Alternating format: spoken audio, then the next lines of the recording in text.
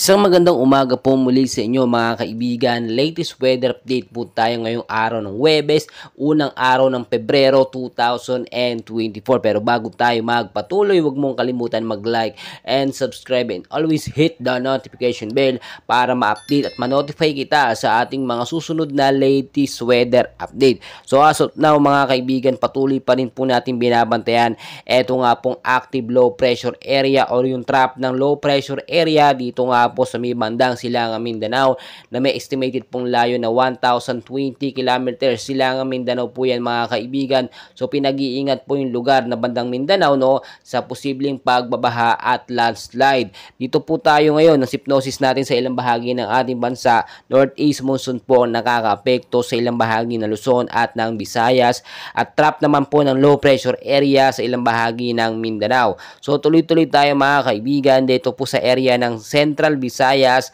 Southern Leyte at ilang bahagi po ng Mindanao.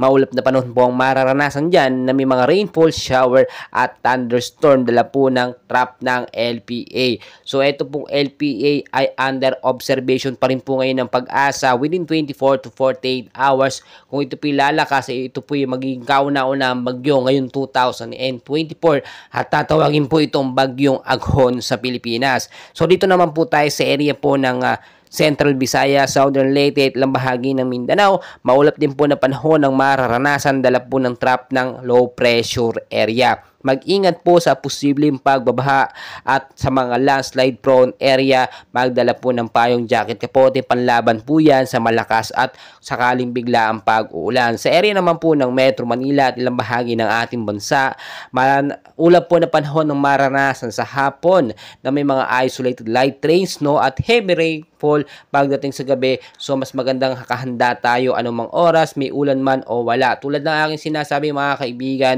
eto po no, ngayon pa lamang maghanda na tayo sa banta po ng bagyo no. Wala pa naman kaibigan, low pressure area pa lamang, pero mas magandang nakahanda na tayo no anytime kasi hindi natin mapepredict ang galaw ng panahon or ng bagyo, pabago-bago po yan. Kaya lagi ko po pinapaalala, know the weather before you go, safe at handa tayo lagi. Maraming salamat po sa inyong lahat.